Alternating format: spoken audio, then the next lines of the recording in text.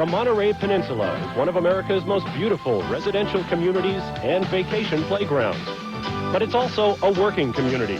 To the west lie the bountiful fishing preserves of the blue Pacific Ocean, while to the east are the farmlands and vineyards that produce grapes for some of California's 700 world-renowned wineries. But it's also the home of great international motorsports. In the hills overlooking the Pacific Ocean lies Laguna Seca Raceway, a 1.9-mile road course recognized as one of the most challenging in the world. Throughout the year, Laguna Seca is visited by the Indy cars and road racing motorcycles. But today, ESPN brings you the high-tech sports cars of IMSA Camel GT Racing. The drivers are gathered. Thus far in 5 races on the Camel GT season, 5 different drivers have won. Today at Laguna Seca, these drivers will hit speeds in excess of 160 miles an hour, and the demands are great.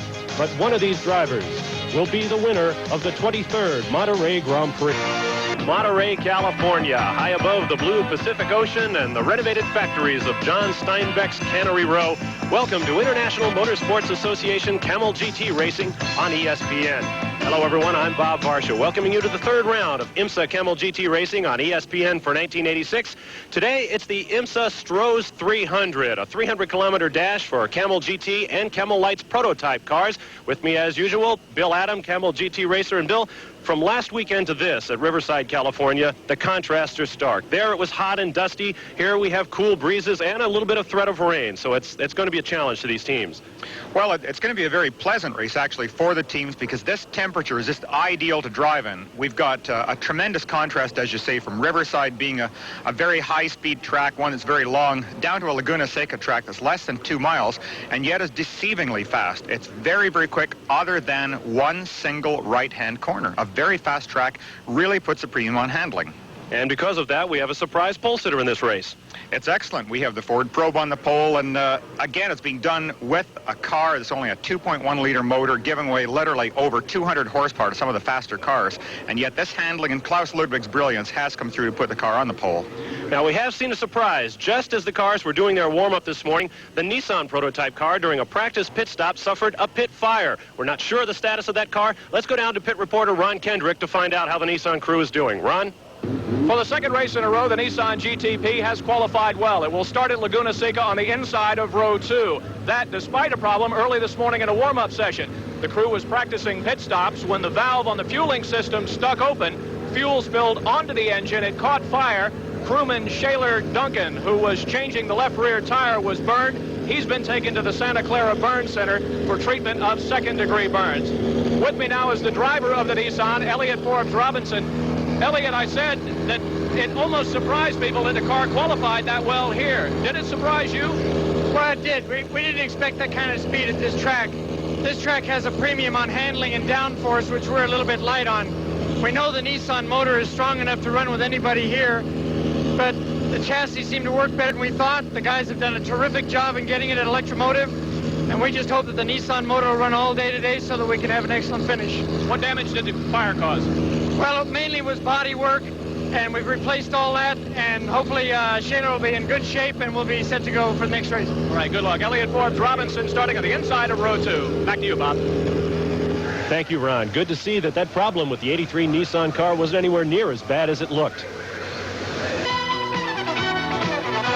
We'll be back at Laguna Seca Raceway to bring you the starting lineup and take the green flag in today's IMSA Camel GT Enduro right after these messages.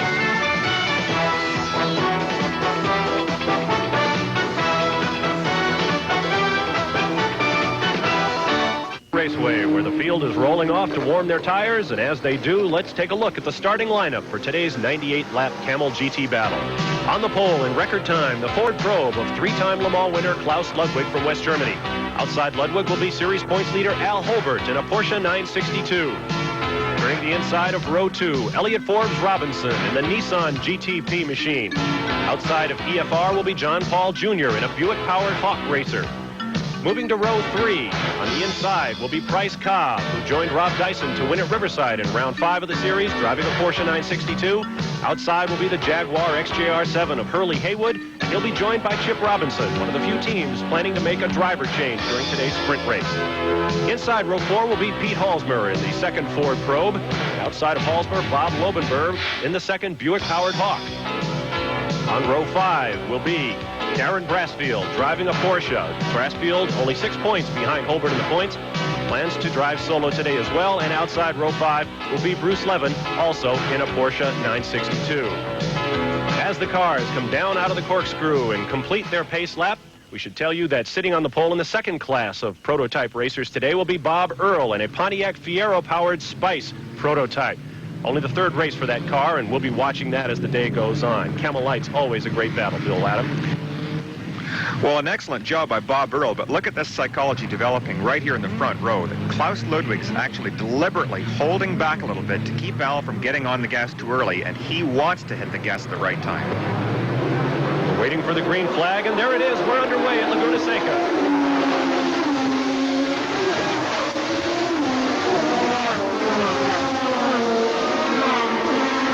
Great shot there from Jeff Zachary, our handheld cameraman at the start-finish line, and probably no small personal danger to himself, but Klaus Ludwig opens up a big lead over Al Holbert early. Well, this is spectacular. Klaus did exactly what he wanted by getting on the gas at the proper time and using the full boost available from that little turbocharged 4-cylinder motor, and he has pulled out a really nice gap even on this opening lap. This Ford Probe debuted here at Laguna Seca 1 year ago. Thus far, there have been no victories for the Ford team, but this could be a racetrack that treats them well. Well, the track does favor the Ford because it does have such outstanding handling. And you can see even on the opening lap there, coming into that corkscrew turn, the Probe got a little bit sideways, showing that Klaus is working very, very hard to try and pull out a strong lead right after the green flag fell. Klaus Ludwig in the Ford Probe. There's Al Holbert in second in a Porsche. Elliott Forbes Robinson of the Nissan, followed by Price Cobb in another Porsche. 1 through 4 as we complete lap 1. Klaus Ludwig with a big lead. Yeah, what a show of talent by Klaus. He is such a brilliant driver, and he's using this car, using everything that the car can give him, and trying to offset that 100 horsepower, sometimes 200 horsepower advantage that some of the following cars have. And he's doing it. He's pulling out a tremendous lead at this point. Now Klaus Ludwig approaches the 3-story corkscrew drop, and there's a spun car in front of him at this point.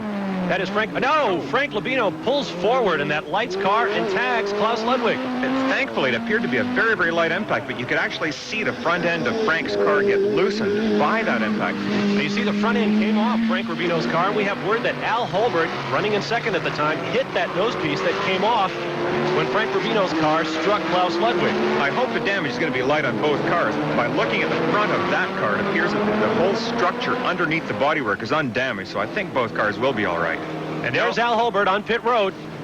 It looks like it's a little more severe. Al has obviously hit that car in a pretty fair whack. It's shredded that left front corner on his car.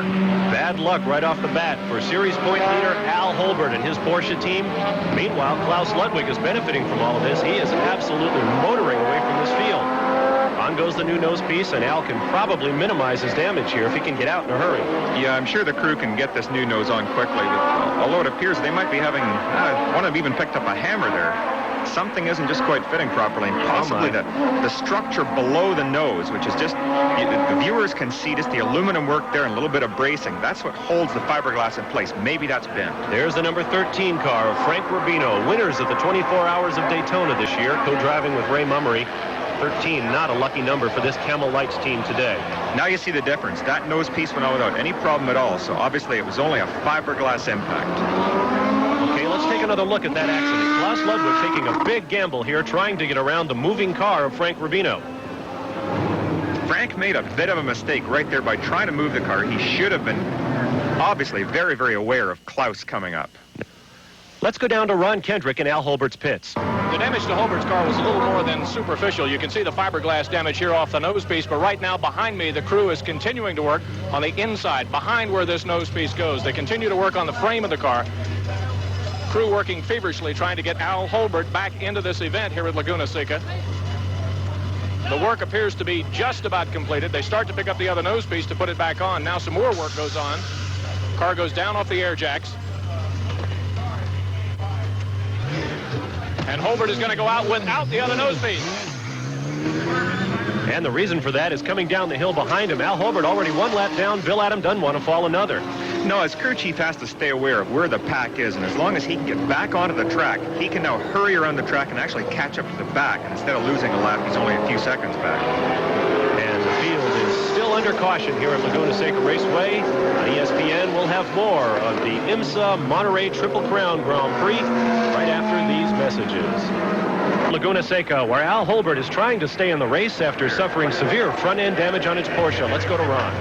Holbert comes back in with the Porsche 962, the crew with the silver duct tape, beginning to do some work on the front end of the car. The car went out for a lap so as not to lose time on the track. Went around a lap without the nose piece on. Crew feverishly trying to tape everything back together on the Porsche 962 of Al Holbert. The new nose piece is going on now. Holbert revs the engines. He's anxious to get back out in front of this field as they come around. Field now coming down, getting ready to make the hairpin turn onto the front straightaway. The car is away in 45 seconds, and he will beat the crowd out. He will beat the rest of the field out onto the track. And so Al Holbert manages to stay less than 2 laps down to the field. Recapping briefly, Holbert suffered front-end damage on that Porsche when he struck debris left after leader Klaus Ludwig in the Ford Probe was hit by a lapped car. There is Ludwig with a huge advantage now and trying to put a second lap on Al Holbert if he can run him down.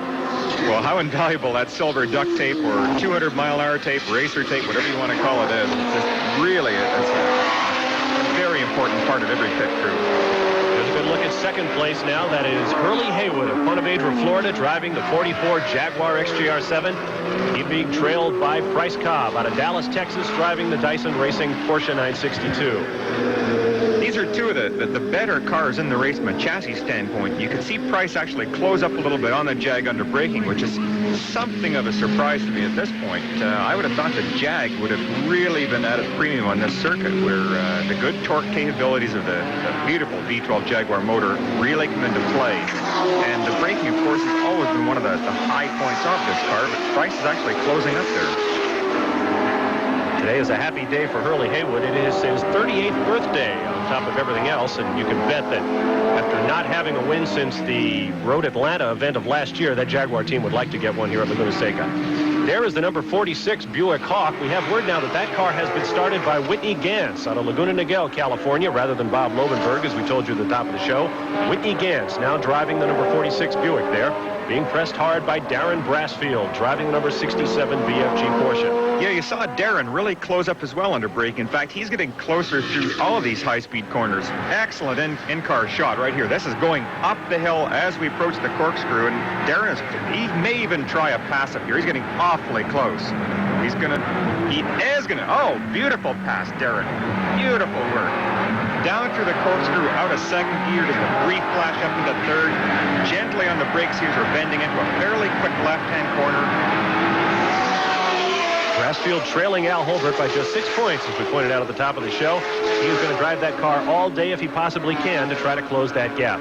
Now there is Price Cobb being pressed hard by Elliott Forbes Robinson in the Nissan, running third and fourth, as you see. The Nissan, Bill, I note, a big plume of exhaust smoke. They're obviously running that car very, very rich. Well, all week long, this has just been an absolutely incredible car to watch. Just the horsepower this thing is generating, it almost has to be seen to be believed. The electrics in the car, which governs the fuel injection and the turbo system, was actually developed by Don Devendorf, one of the old drivers of the car. And he is an aerospace engineer that's done a remarkable job. So although the car looks like it's running far too rich, I'm sure that Don has got this car to the point where he wants it to live comfortably for years and years. As Elliott Forbes Robinson pointed out, they're a little concerned about the handling qualities of the car. You see a lot of bouncing as they come through the rougher part of this Laguna Seca track, following the Porsche, which by contrast is very smooth. Yeah, a very noticeable difference. The Porsche does look more like a street car, and I think the roughness gives you a perfect idea of the beating you take. There is Klaus Ludwig, 3-time winner at the 24 Hours of Le Mans, a Porsche driver in his European career. There's the number 44 Jaguar XJR7 of Hurley Haywood running second. The Jaguar team involved in a devastating crash at Riverside, California just a week or so ago. totally demolished one of those two cars. And perhaps the most interesting thing about that was that Chip Robinson, driving the Jaguar at the time of that crash, is Hurley Haywood's co-driver today. The car protected him. They lost the car, but they have Robinson. And of course, that's what's most important. Very, very important. It's really a tribute to the strength of these cars. Look at this battle that we've got here. This is spectacular racing right now. We've got Price Cobb and the Dyson Porsche, the winner of Riverside, followed very closely by that ultra-high horsepower Nissan. There's John Paul sitting back there, and I think Pete Holbert is actually closing up in the second row. We've got a fantastic four-car battle. Look at this, all together. Oh! That's Pete Halsmer in the Ford Probe, nearly running up the tailpipe of John Paul Jr. in the Buick, having trouble getting around the number 9 car. That's the Camel Lights machine of Deborah Gregg and Jeff Klein. Awfully close. Pete could very easily have damaged the front end of his car at this point. Fortunately, he was at a good place in the track where even though he had to get off the gas and onto the brakes a lot harder than he wanted to, the loss of the boost doesn't hurt him too much because we're in a downhill section where you really can't use too much horsepower. Now everything's equal. It looks like Johnny's going to take a run at the... I don't. No, you can't look at that horsepower. Incredible power by the Nissan, able to pull ahead, even when John Paul had a bit of a run at him from the hairpin. To give you an idea of what we're talking about, the Buick team, the Conti Racing team, says that Buick can turn some 900 horsepower with full turbocharging. Lots of racing to come here at Laguna Seca. Klaus Ludwig in the Ford Probe is your leader. Back. Ron Kendrick is on pit road for round 3 of our ESPN coverage of IMSA Camel GT Racing in 1986. And there is your leader in the Monterey Triple Crown Grand Prix, Klaus Ludwig in the Ford Probe.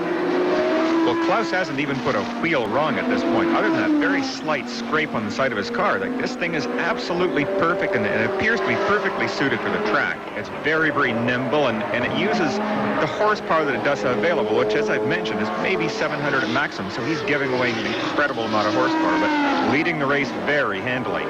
Now coming into view, Hurley Haywood in the Jaguar, putting up a surprisingly good effort here. The Jaguar has been hampered a little bit by the fact that it's a normally aspirated 12-cylinder car. It doesn't have the turbocharged power of virtually all of its competitors in the GTP class. But the Jaguar is showing very, very well today. Well, on a track like this, the engine's characteristics, that's a very wide torque band and it's a very smooth motor to drive with, really offsets that additional horsepower that a turbocharger can give you. Hurley can apply the power when he wants to. You don't have to anticipate a point in the track when you want full power that a turbocharged driver would have to do.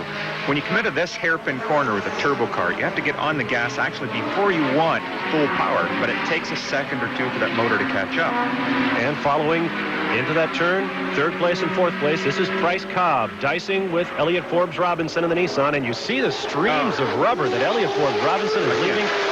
Look at this. Just unbelievable horsepower that car is putting out. Elliott Forbes Robinson out of Denver, North Carolina, just blows by Texan Price Cobb in a Porsche 962. The more I watch this car, the more impressed I am by the horsepower, because these cars generally, when you're accelerating from 0 up to 130, the rate of acceleration is very, very similar, and for that car to do what it did is just almost unthinkable. Really an impressive display for that motor. And Elliott Forbes Robinson continues to just pull away from Price Cobb, being followed at this point by the Buick. I believe that's the 45 car of John Paul Jr. down through the corkscrew. Perhaps the most recognizable turn in motorsports, a 3-story drop through these sharp left, right, left turns. Look at that black smoke still pouring out. But again, like, this isn't a sign of anything wrong with that engine. I'm sure this is by design, and they're doing it, running the engine deliberately rich to make sure that it's going to live, that it'll be cool enough to withstand the rigors of this pace. And obviously, the horsepower isn't suffering. Usually, you try and run a motor a little bit on the lean side to get as much possible horsepower. It's obviously not necessary for Nissan. They have an abundance. Price Cobb running with lights on so that traffic can see him easily in its mirrors as he picks them up. But right now, his problem is in his own mirrors. John Paul Jr. and a Buick all over Price Cobb as they pass one of the Camel Lights cars. Yeah, John has really closed up here in Price, and I'm sure he's going to try and take a run at him as soon as he possibly can. He's driving somewhat conservatively at this point. I think they have set the Buick engine with a lower boost to try and get this car to live for the duration of the race. Normally, the Buick would close up on the Porsche and acceleration coming out of the hairpin. You can see John is making up his ground entering the corner. That is under braking, and the application of power as he comes out. Again, he's closing right up on Price at this point. This is a sprint race. Now, the IMSA Camel GT stars run distances from 3 to 6 hours, even 12 and 24-hour races. This one, a mere 98 laps of this 1.9-mile Laguna Seca course, will take less than 2 hours, and it's very much a sprint. Fuel is not a problem in a race like this. No, they can run a higher boost than they normally would, and John again is posed right up on the back of Price's car. I wouldn't be at all surprised to see him take a run out of this lap. He's definitely in possession. He's only got one slower car in the way, and they should be able to get by going through the S's here. Traffic becoming a factor as the field begins its lapping. Now that's a Camel Lights car. Bryce Cobb swinging back and forth across the track, trying to get around the slower traffic. This tends to be a bit of a problem. Turns 1, 2, and 3 at the Laguna track are extremely high speed. They're all fifth-gear corners, and you're dropping into fourth gear going up the hill here, so it's a very fast section. Look how fast these fellas are going. They're actually coming up to lap the GTP Light leading car. Bob Earl is the number 24, right in the front of the picture there, is the leader of GTP Light, and yet these cars have caught, and Klaus Ludwig, our leader, has actually passed him. He's a lap down already. Now we're back up on the point. Klaus Ludwig really having things his way. Now that's Al Holbert in front of him. Holbert, who started on the outside front row, is trying desperately to keep from being lapped by Ludwig, at which point he would go 2 laps down to the field. Ludwig at this point passing Bruce Levin's number 86 car, putting him another lap down. Al Holbert, who you see there in the front of your picture in the number 14 Porsche, does not want to get caught by Klaus Ludwig one more time. Well, Klaus would love to put Al an extra lap down. It would just give him that much of a cushion. Holbert is so feared by competitors that even though he does have a 1-lap lead at this point, like Klaus has a 1-lap lead, he's not comfortable. He wants to put Al 2 down because you can't count the Holbert Racing team out. They are so good. They have come back from this situation so many times and come back to win races that you have to try and take every advantage you get. And to lap him one more time would be a tremendous advantage for Klaus. Back once more under the start-finish bridge through turn 1 and into turn 2. Al Holbert being chased by Klaus Ludwig. And Holbert is one of the faster Porsche cars on the circuit. Al won 9 races in 1985. He already has 1 victory, that in the Daytona 24 Hours this year.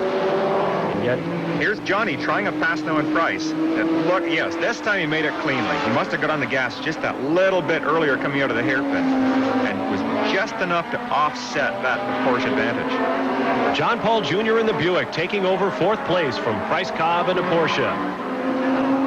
And we'll be back for more racing from Laguna Seca Raceway. Klaus Ludwig in the probe leads, followed by the Jaguar and the Nissan. We'll be right back.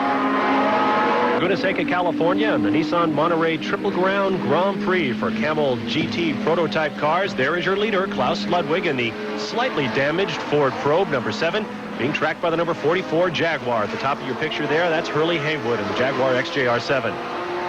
And here's the sister car. Excuse me, Bill, go ahead. I was going to say, it appears the damage that was caused to that car at the start of the race really hasn't created any major problems for Klaus. Here's a great in-car shot going up towards the corkscrew. Beautiful camera work here. And there's the sister car, the 07 car, just snuck through there as we were watching. That's Pete Halsmer in that car. In fact, Pete last year drove for the car that you just saw the pictures taken from. He was a B.F. Goodrich team driver with the Jim Busby team. Moving on to Ford this year, and I'm sure he just gave an extra little smile when he passed that car. Interesting story behind this car. The original number 2 car for the Pro team was destroyed in a devastating accident at Riverside, California just a week ago. They thought they would come to this race with just 1 car as we watch Bob Earl, the Camel Lights leader, and the Pontiac Fiero. But they were able to get the number 2 car into condition for this race, and Pete Halsmer is doing very well. Speaking of doing very well, this man, Bob Earl, leading Camel Lights, only the 3rd race for this prototype car. There goes Al Holbert. Gives you a good idea of how much faster the full-scale, if you will, prototype cars are than the Camel Lights cars. But the Camel Lights guys do get a pretty good competition going among themselves. They've got an excellent series this year, and it's just getting better and better with the inclusion of cars such as this. These cars actually will corner every bit as quickly as a full GT prototype car, and really the only difference is when you're exiting a corner. When the GTP cars come up to lap these cars, they lose no time at all following them through the corners, and in some cases the GTP light cars will actually corner a little bit faster. We saw that going through the corkscrews there. Bob Earl, who also campaigns a GTU car, able to keep pace with this man, Al Holbert, out of Warrington, Pennsylvania. Last year's Camel GT Series champion with 9 victories, tying a record. But this just not in the cards for Al Holbert, who is 2 laps down at this point to this man, Klaus Ludwig. Going through the slowest turn on the course, turn 9, sliding a little bit through the turn, and making his way to the start-finish line. Well, Klaus is certainly putting on a performance to be remembered today. He is driving beautifully, and again, using this much smaller engine car than anyone else in the race has. Using it to its maximum potential and taking advantage of that outstanding handling, the brilliant braking. Look at him close up here in the smaller GTP light car going through the S's. Very fast section of track down through here, 150, 160 miles an hour. Even this area here, you're still doing 130 if you're entering this uphill section. Once again, Bob Earl, who does double duty on the Camel GT circuit. He also drives a GTU Pontiac Fiero that looks much like the ones you see on the street. It's such a good-looking car. That really is a very pretty car. A similar car running the European sports car circuit. Another good look from inside our BFG Porsche. This is a Busby Racing Porsche. Jim Busby, who puts together the BF Goodrich team. We took a closer look at the man behind the BF Goodrich Busby Racing operation. Let's take a look at that now.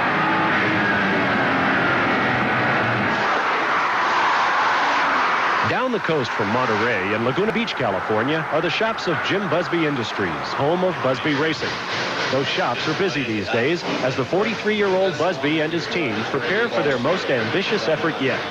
In addition to a total rebuilding of the team's BF Goodrich-sponsored Porsche 962 for the IMSA Camel GT circuit, Busby's crew is preparing a totally new car for next month's 24 Hours of Le Mans.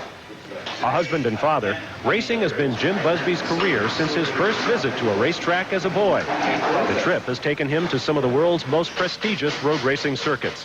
Along the way, Busby has raced virtually every kind of sports car. Still, after more than 10 years on the Camel GT circuit, this dyed-in-the-wool road racer remembers the drag strips of his boyhood. My career in motor racing started basically because I was fascinated by cars. My dad took me out to the Times Grand Prix in 1958, and I sat in turn 6 and I watched Chuck Day and a Scarab win the race. And I thought that that was pretty much out of my reach financially, and I didn't really have anybody to help me in that direction. Whereas in drag racing, I sort of had a way to go. It was easy to get into, and you could sort of progress. So drag racing was where I got started actually racing. From drag racing, Busby moved to sports cars, where he competed in the prestigious 24-hour race at Le Mans, France. And Le Mans is where Busby's heart lies. Probably the 24 Hours of Le Mans is to me, the ultimate race. I know a lot of people in America would say that the Indy 500 is, but to me, personally, I think the 24 Hours of Le Mans is the ultimate race.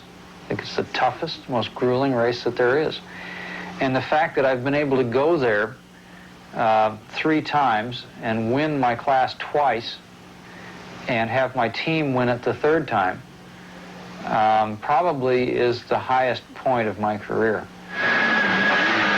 We're back inside the Busby Racing Porsche with driver Darren Brassfield at the wheel. And we'll be back with more IMSA Camel GT from Laguna Seca on ESPN right after these messages. Here at Laguna Seca, we took a look at the Busby Racing operation. That's Jim Busby, who just got into that car on the pit stop, replacing Darren Brassfield, but he's getting right back out, and they obviously have a serious problem, Bill.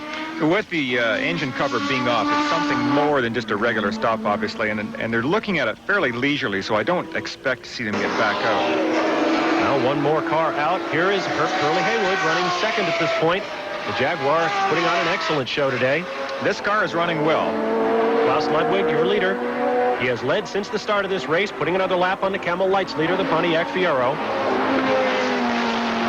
The viewers might note the front of the Jaguar looks a little... Oh, no. John Paul Jr. in the Buick has spun. That's turn 9 leading out of the final straightaway. There are cars coming down the hill. This could be close. Oh, geez, Johnny, be careful. Oh, and it looks... Ooh. Almost a replay of how he stalled it, too. John Paul Jr., here comes the Ford Probe number 07. That'll put Paul down into 4th place by our records. Yep. Bad break for John Paul Jr. in the Buick. That sometimes is a problem with this turbocharger lag that I've referred to, because you have to anticipate. Now, here we've got the Jag coming into the pits as well, but because you anticipate where you want the horsepower, you have to actually put your foot on the floor before you really want full throttle. And I think maybe what happened with John is that he just got full throttle a fraction before he really wanted it. Chip Robinson assisting Hurley Haywood out of the car. Robinson will get in. And here's your leader, Klaus Ludwig, up at the corkscrew, making his way around the track. This could be an opportunity for him to put, whoa, and there's a service vehicle on the course. We'll have to check into that. Klaus Ludwig just getting by a service vehicle, making his way around. I'm surprised we didn't see any yellow flag there, Bill. Not a thing. That's really quite unusual. Klaus may have been shown a white flag as he came up the hill just to indicate a slow-moving or a service vehicle being on the track. Okay. And I think he's coming in the pits as well. Our leader is on pit road. Let's go down to Ron Kendrick on pit road and find out the story. Ron? Car 7 comes to a stop with Klaus Ludwig, the driver. There will not be a driver change. Cleaning some debris off the front grill work of the Ford probe. A tire change. They're fueling the car. Co-driver Tom Loy is standing by, but Klaus Ludwig is not going to get out of the car.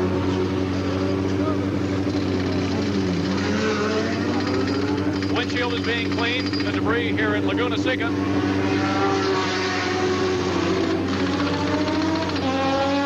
About ready. The refueling is done. The car is down off the jack and away. Engine runs in 35 seconds. And Klaus Ludwig is back on the course. He will maintain his first position by our records, as Chip Robinson, now in the Jaguar, has dropped into third place, and the Ford probes, believe it or not, are running first and second after practically, well, virtually losing one car a week ago at Riverside. There you see them. Klaus Ludwig in first place, followed by Pete Halsmer in the other Ford probe, and Halsmer trying to put a move on his teammate. Well, that was really a novel way of cleaning the windshield. Normally you see somebody hop over the wall with a bottle of Windex and a rag and scrub away at the window. There, someone just stood back and just shot some cleaning fluid onto the windshield, and Klaus simply turned on the wiper.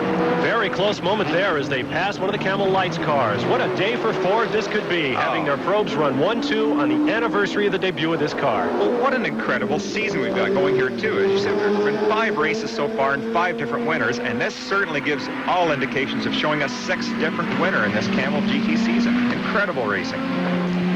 Getting back to that pit stop with Klaus Ludwig, the fact that there was a windshield wiper on the car serves to indicate that there was a threat of rain early at the top of this show, as I mentioned it. I guess I'm trying to keep myself from looking like a fool here. It never has rained. The sun has been shining brightly. Great day for racing, but that windshield wiper is on a lot of the cars nonetheless. Yeah, really an outstanding day. The temperatures are just beautiful out here today. We've got mid-70s and a very nice, cool breeze coming off the ocean. It makes it very comfortable to be in a car like this. Usually it's sort of a greenhouse effect. You've got so much glass around you, and because of the high speeds, we run side windows in all these cars. So the temperature in the cockpit area is just incredible. You get temperatures upwards of 150 degrees. Once again, our leaders, you watch Chip Robinson, the Jaguar. These are the 1 and 2 Ford probes, cars 7 and 07, making their way through traffic. Updating you on our situation, we saw a service vehicle on the track earlier. We have reports now there was a small brush fire out on the track. Don Bell in one of the Camel Lights cars, splitting the leaders now. Ron Kendrick is on pit road. Here comes the second place car for its pit stop. Let's go down to Ron Kendrick and let him take us through our number 2 car's stop.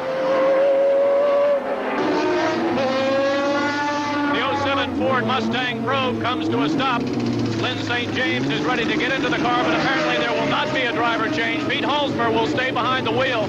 Fuel going into the car, tires being changed.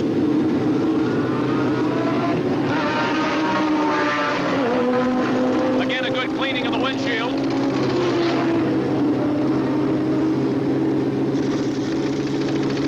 Halsmer apparently comfortable in the car, does not need a driver change at this point. Car is down off the air jacks and away. Little quick stop again just to clean off some of the windshield.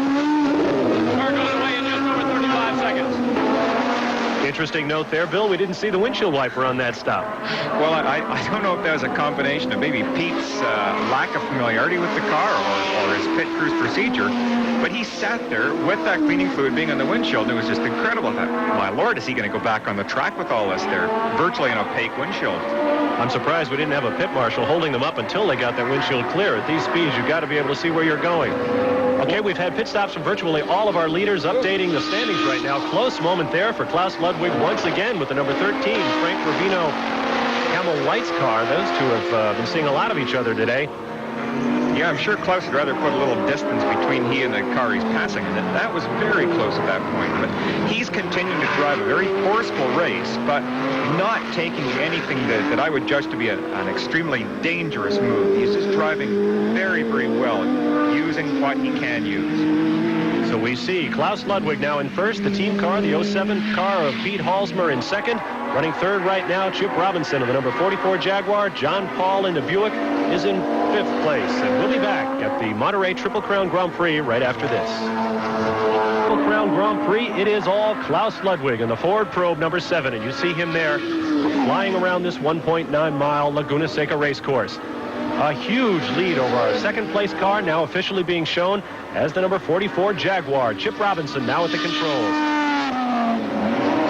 And once again, this is a great day. 14-second lead over the Jaguar, but even that for this Jaguar team that has had to struggle with a normally aspirated engine against their big turbo brothers, this has really got to be a real moral victory for Group 44, Bill. Well, it's really a good day for both teams. Both the Ford and the Jaguar teams suffered just horrendous accidents at Riverside, California, totally destroying two of their cars, and here they are back running first and second. In that end, maybe I can just make a mention of something that one of our very, very finest competitors in IMSA, John Kalajian, was seriously injured in an extremely bad crash at Riverside. And for those viewers out there, there's a trust fund set up, the John Kalajian Trust, at the First Citizens Bank in Charleston, South Carolina.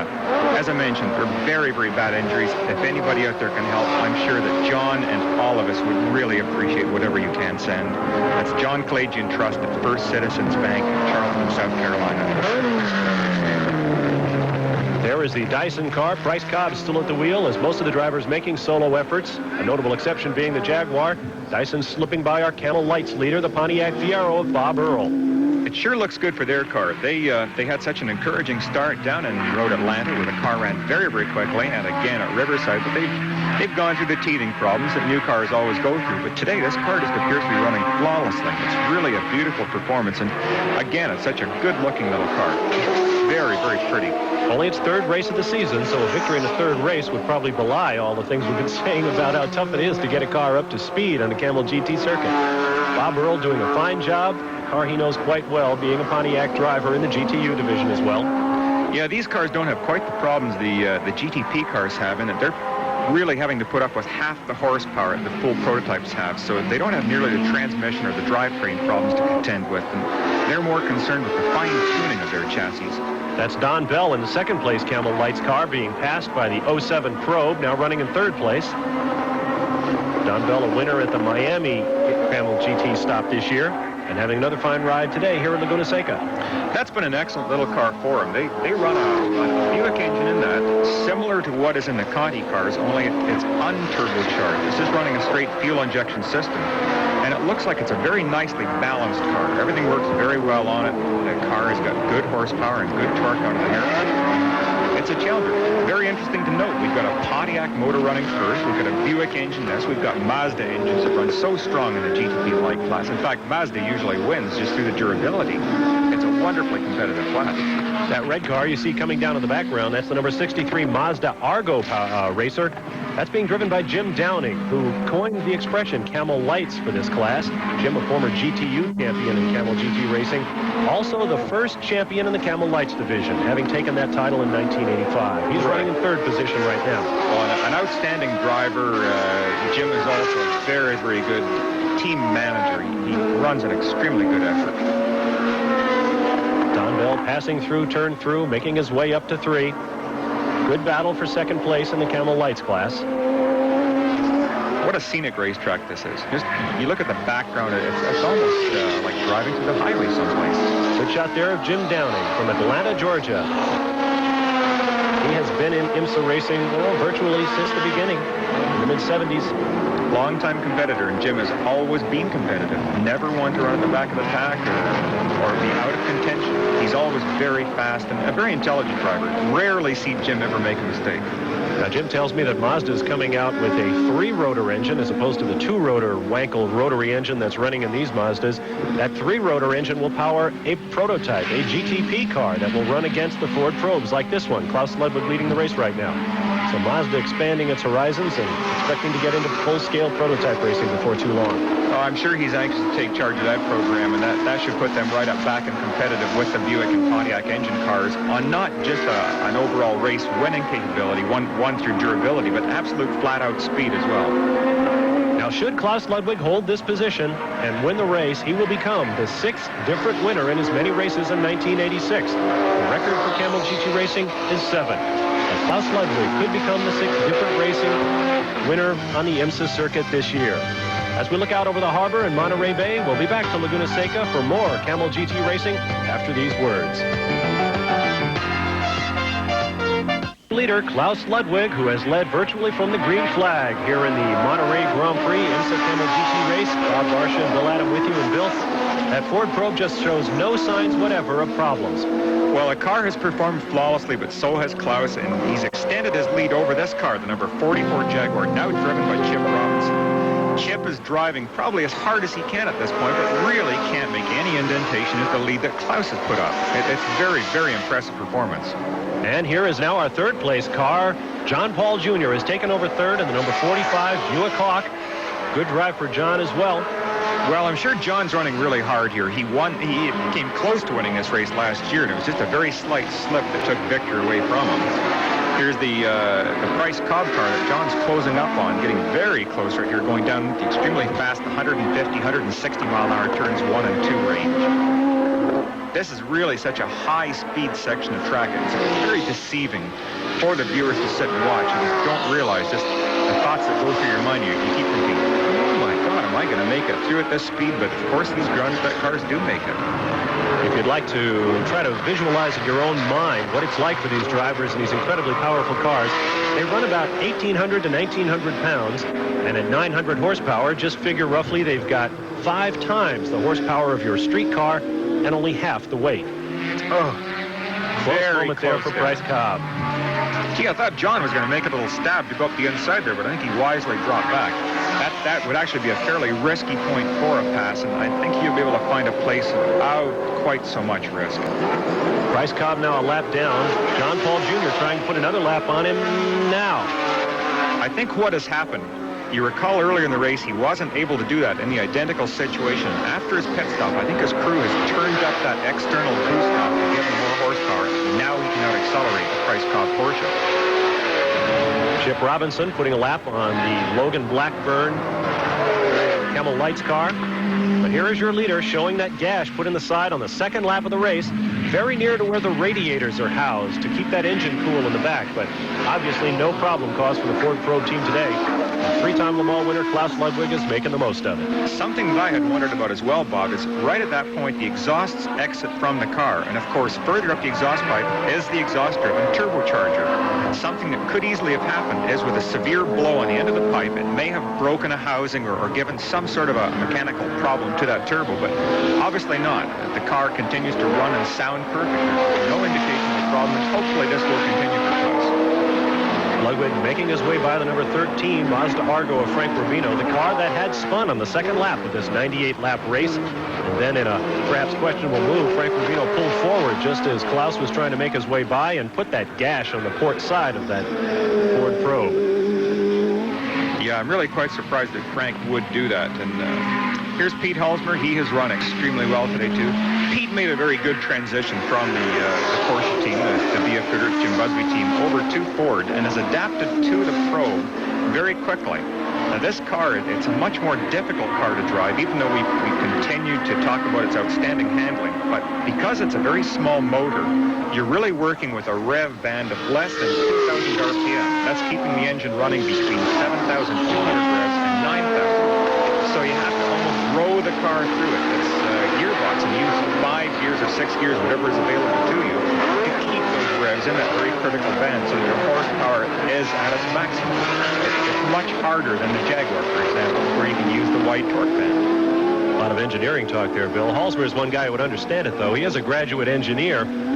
Well, I didn't understand what I just said, but I sure sounded impressive for a minute. Okay. Pete Halsmer out of Anaheim, California, currently holding down 4th place, and that means he has dropped back from 2nd. I wonder if perhaps this backup car is not maybe giving Pete Halsmer a little problem or two. As we said earlier in the broadcast, the Riverside race, the number 2 Ford Probe was taken out in a dramatic accident. Nobody hurt, fortunately, but the car totally devastated. This is a backup car that has been made race ready in the space of about a week. Very difficult for any team. We'll be back to Laguna Seca Raceway in scenic Monterey, California for more IMSA Camel GT racing on ESPN after these words. Watching the second place car of Chip Robinson in the Group 44 Jaguar. And Bill Adam, Klaus Ludwig seems to have first place pretty much in control. Chip Robinson, though, has to be thinking about John Paul Jr. in that Buick behind him. Well, Chip's continuing to drive at a very hard pace, but you see, Chip is a very neat driver, too, and I really don't anticipate any problems happening as far as his driving ability is concerned. He came up from the Formula car ranks and really shows a very fine style. Oh, John has just spun. Paul Jr. in second place lost a wheel off that Buick March and spun hard into the turn side Armco. Oh, what an incredible shot. He really hit that barrier hard. I think something broke on the wheel. You just saw it rolling by there, and the whole center of the wheel was gone. Then it appeared to get underneath the car and actually almost launched the car. More importantly, John Paul Jr.'s hand you saw there opening the door. I guess from this point that John Paul Jr. is all right. Oh, I'm sure John is fine at this point, but the car certainly looks very, very bad. Saw the course worker there signaling for help, but he's not signaling that anybody is injured, so no. Apparently John Paul Jr. is all right, but that car is severely damaged. Yeah, I'm sure John is just sitting in the car right now, just sort of collecting himself a little bit, making sure that he isn't injured before he tries to get out. You don't want to aggravate any sort of a potential injury by getting out too quickly. And yeah, John is shaken, obviously. Unbelievable turn of events. Looking back at his total car, Paul Jr. taking a look around, moving up from third place onto the Jaguar of Chip Robinson. But John Paul Jr., as you see, is obviously out of this race. That was a heck of a lick he took. Oh, very, very frightening, too. With that wheel actually getting under the car, it could have launched the car up and even over the guardrail. Here's a replay now. Paul Jr. coming down to the right of your screen. Watch as the car suddenly darts to the right. Turning into the corner, and you can see there, the car goes up as it's launched itself right off the ground. And very nearly into a photographer standing by the track wall. Well, he either got an incredible photograph or he'll never forget it. Off comes the nose of the car, off comes the windshield. But it looks as though John Paul Jr. is all right. There you see him looking back over the Armco barrier at the wreck of his Buick Hawk Racer. Oh, I'm glad to see that John is none the worse for that one. That was a very hard impact into there. He could easily have been hurt. Yeah, he's smiling a little bit, yeah.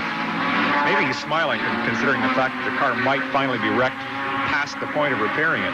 This has always been a bad luck car, and Phil Conti just continues to show faith to a remarkable degree. He keeps getting these cars built and rebuilt. Okay, I was about to say it'll be a long walk back to the pits for John Paul Jr., but he takes the short route, and Ron Kendrick is with him. Glad you're walking, man. Take care. Thanks. That looked like a pretty bad hit. What happened? The whole center broke out of the wheel. Way it goes. Hub's still mounted to it, and the inside of the BBS wheel is, but the whole rest of the wheel departed from the car. Bad luck at Riverside, bad luck here. What are you going to do to turn it around? We'll win Charlotte. A note of optimism there from John Paul Jr. as you're watching Klaus Ludwig still on the lead and once again moving in on Al Holbert, trying to put that Porsche of the series point leader a lap down. And Bill, Al Holbert's not exactly making way here for the leader. No, I really a little bit surprised at Al at this point. He's obviously a long way out of contention and really can't hope for even a top 3 finish. And I don't know why he wouldn't just let Klaus by at this point. The leader's working their 77th lap by our calculations. And as you say, with roughly 12 laps to go in the race, there's not a whole lot of opportunity for Al Holbert to get back in it. So won't he just let our leader go by normally? Well, normally you would. It's a situation that sometimes with a team car, you may want to block the car and hope your teammate can catch up.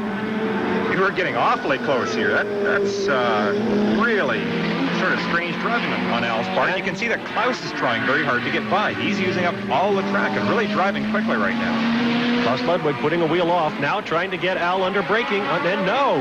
Once again, Al Holbert slams the door on Klaus Ludwig. Yeah, this is more like the opening lap of the race rather than thinking that we're near the end. Oh, and there is a parting shot from Klaus Ludwig. Yeah. He managed to get by and gave him just the length of the bumper before getting back in on Al Holbert. Sort of a thanks for no thanks, Al. Yeah, that's just his way of saying, pardon me, but you happen to be holding me up, Mr. Holbert. We're watching the Jaguar now. Chip Robinson in the car. Ron is standing by with Hurley Haywood. Hurley,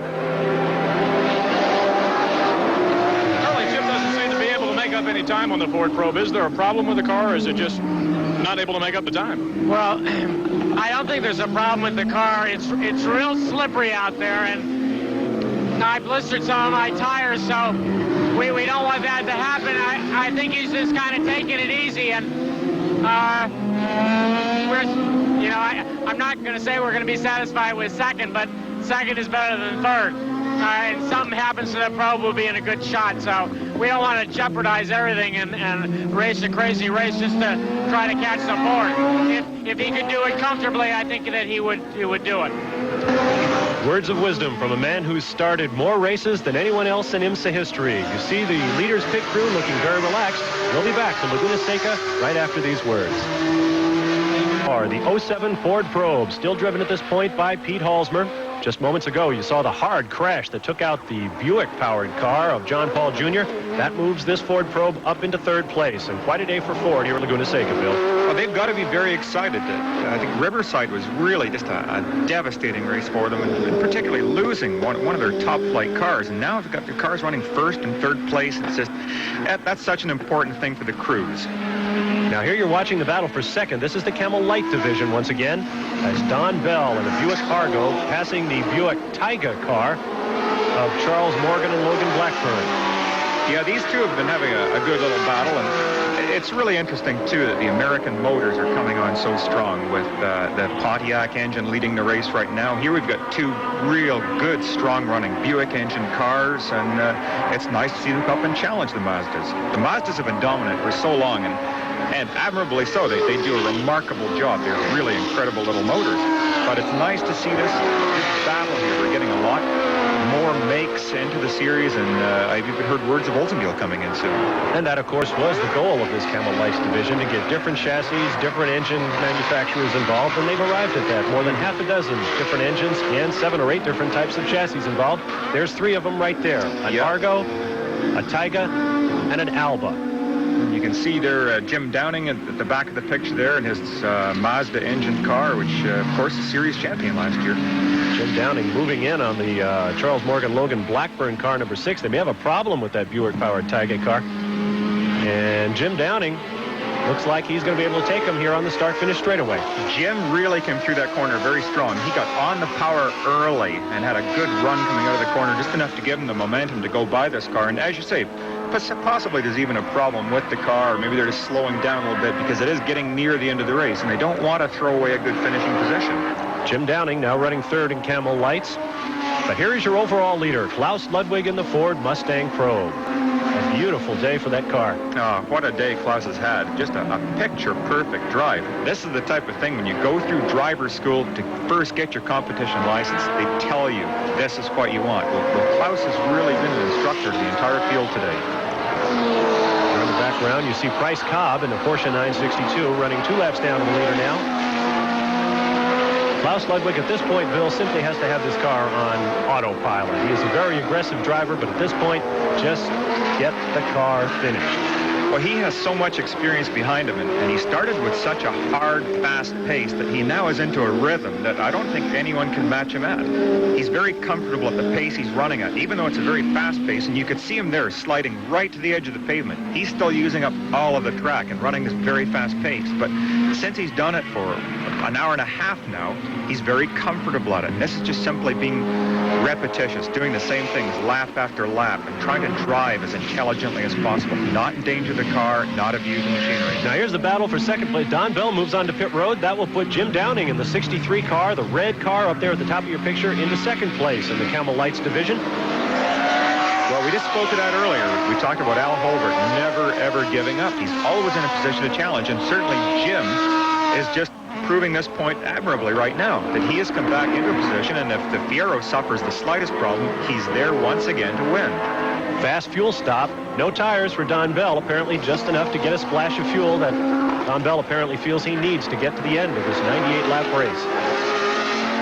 I think some of the GTP light cars are able to go through the entire race without making a fuel stop. The Buicks possibly are a little thirstier because they do make more horsepower than the Mazda engine cars, but To feed the horses, you have to pay for it. But here's the leader. Well, what a day they've had. Like, Bob Burrell has driven beautifully, and the car has performed up to what I think we all expected after first viewing this car at Atlanta, and that's a very fast performance. Once again, only the third race for this car, so a victory at this point, which seems at least possible, if not definite, would be fantastic. Third race for the Pontiac Fiero GTP Camel Lights car.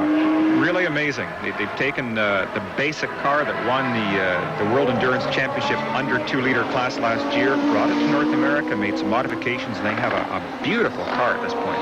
They have to be very pleased with it, even so early in its development. This being only the 6th race of 19 on the 1986 Camel GT schedule, could give this car a shot at a championship. And what a thing that would be for a car in its first time out of the box, in its first, not even a full season of racing, to win a championship. But that's for later moments. Right now, this is the man everyone's eyes are on at Laguna Seca, Klaus Ludwig. Once again, under the start-finish line in the Ford Mustang Probe. You know, again, this season is just shaping up to be absolutely remarkable. We've had the 5 different winners, and I see no reason to believe that Klaus won't go on today to make it the 6th winner in 6 races. Everyone talks about Bill France and NASCAR having such a remarkable racing series where all the cars are competitive. Well, in the Camel GT series with IMSA this year, we have got that exactly. All the cars are very competitive, and you never know who's going to win. As we mentioned, the record is 7 different winners in a season. If Klaus Ludwig should hold up, there will be 6 different winners in 1986 for IMSA. We'll be right back. In the final laps of this 98-lap Stroh's 300, part of the Monterey Triple Crown Grand Prix for IMSA Camel GT cars on ESPN. And at this point, Bill Adam, it looks like Klaus Ludwig appears to have this race sewn up. Well, I think so, but I really hate to talk about it prior to that final lap when you actually get underneath the checkered flag. It looks very good right now, and there's no indications of problems, as are there any indications of problems for this number 44 Jaguar. This car, too, has run absolutely perfectly. No problems at all. Both drivers have done outstanding jobs today. There you get a good idea of the differential between the first and second place cars, as Chip Robinson has a handful with traffic here. Yeah, a little bit of frustration right there. Sometimes you get embroiled in someone else's battle, and you can't get past. These cars are working with hundreds of horsepower less than what the Jaguar puts out, and of course can't accelerate as quickly. So Chip just had to bide his time a little bit, but it doesn't endanger him as far as losing his position. So really nothing lost. About 25 seconds down to the leader. Robinson has at least that over the third place car. That's the 07 Ford Probe. And whoa, speaking of which, no. What is wrong? Pete Holbert, this was your third place car. With 4 laps to go, this could be a problem for the Ford team. Now, there's who are just talking about that. Hopefully, this is not something chronic to the Ford cars and won't happen to Klaus's car. I don't know what this could be, because Pete's car has sounded and has run perfectly all day long. I have no idea what this could be. Once again, this car, a backup car, a replacement after the car destroyed at Riverside. There is your leader, Klaus Ludwig, who at this point on radio might know that his teammate Pete Holzmer has a problem, at which point Klaus would have to wonder, oh my, could it happen to me? The cars are identical. I can't believe this. Pete has driven so well today and has done such a good job. A first and third finish would have been outstanding, and I'm sure that the Ford crew right now are just praying for that first finish. There's the 07 car of Holzmer making its way to pit lane. It doesn't look like he's going to get back out either. There's no action on the car, so I think Pete's done for the day. Well, he was in a solid third place. Now we're going to have to see how far he will fall back. Not that many cars remaining in the competition at this point. Really frustrating. Now here comes Bryce Cobb in the Dyson Racing number 16 Porsche 962. He will assume third place. With just a couple of laps remaining. Well, this is a good comeback for the Rob Dyson team, having won Riverside, and now they come to Laguna for a sprint race, and it appears that they will finish third. So they're going to be very pleased with this finish should it hold up. And a great story behind that car. It was new out of the box at Riverside just a week ago, had not turned a wheel until qualifying for the Riverside race, which was a 6-hour endurance challenge. Bryce Cobb and team owner Rob Dyson took that car to victory lane. But here is your leader, hoping for his shot at victory lane, Klaus Ludwig. It's just a lap or two remaining with this 1.9-mile Laguna Seca circuit. Final lap, we're now told. Klaus Ludwig has 1 lap to go, and Bill, he's got to be hearing every little noise, every little squeak in that Ford Probe. Well, I'm sure Klaus does, but he's continuing to drive very hard. I'm absolutely amazed with the pace that he has kept up and continues to keep up on his final lap. You can see the car is sliding, look, right to the edge of the pavement there. Now, he's not driving out there deliberately. He's trying to hold the car in, but use it and have this long slide as he's under hard acceleration. There was the first sign of him taking it easy, maybe right there when he got on the brakes a little early. A nice move there by one of the slower competitors. Just be very charitable and get out of his way as he's coming through. But Klaus is still, he's running hard. What a tremendous victory for him. He really deserves this. One more turn, and Klaus Ludwig and the Ford Probe will become the 6th different winner in the 1986 Camel GT season. Out of turn 9, away from the course marshals, and there's the checkered flag for Klaus Ludwig and the Ford Probe. A happy wave at his crew by Klaus. You can just see him reach out with his left hand there to shake his hand at them. We've got it, guys. Today is our day. Happy pit crew. 1 year to the day from the introduction of that car. That's Tom Gloy, alternate driver in the red jacket. Here's Bob Earl. And another great story will win the Camel Lights division in only the 3rd race for the Pontiac Fiero Camel Lights car. Chip Robinson brings the Jaguar home 2nd. Bryce Cobb will have a Porsche 962 in 3rd position. Here is Al Holbert already on pit road. He knows he's got 4th place nailed down despite that disheartening crash at the start of the race. Well, that's a shame that Al had a problem there, but it shows us what persistence will do. He is still going to pick up 4th place points, which can be very, very important in the season championship. And as Klaus Ludwig bushwhacks his way back to victory lane, having missed the turnoff, we'll be back to talk with the winner right after these messages. And so it's been something of a day for the have-nots here at Laguna Seca as Klaus Ludwig gives the Ford Probe its first victory in wire-to-wire fashion on the anniversary of its debut here at Laguna Seca. Not to be outdone, Bob Earl wins the Camel Lights division in the Pontiac Fiero, running just its 3rd race ever. Overall results for the event show the race was run in 1 hour, 43 minutes, 47 seconds and change at an average speed of just over 107 miles an hour for our winner, Klaus Ludwig. Fastest lap of the day was turned by Al Holbert on his way to a 4th place finish. Ron Kendrick is standing by in victory lane with the happy Ford crew and their winner, Klaus Ludwig. Let's go to Ron now. Klaus, it was a weekend where there just was nothing that went wrong with your car. Isn't that correct? That's absolutely correct, and I really deserved it, I tell you. I'm really very close to tears because it took a long time. What does this now mean for the team? You've had some bad luck throughout the course of the year. Now you pull off a big win here at Laguna Seca. We keep on working, I tell you, and we're going to win again, that's for sure. We're going to really keep on working, and I must say thank you to Ford, 7-Eleven, everybody. Great job, and especially our mechanics and Tuck Speed USA. Thank you very much all together. It's got to make you feel really good because the other Mustang Probe finished in 3rd place. That's very, very pleasing. And what else can I say? The Goodyear tires today, super. I didn't have any problem, and so I'm happy, very, very happy. There were a couple of minor incidents on course, but you weren't near any of them, were there? No, I wasn't near anybody. Holbert was playing a crazy game. I don't know why. I must talk to him. What do you mean? What was he doing? He was always holding me up for, let's say, 10 laps, and then he let me by or whatever. I really had to fight him. I don't know why. You know, he was far behind, and that was a little bit strange. I don't know. Well, congratulations on a big win. Thank you very, very much. Thank you.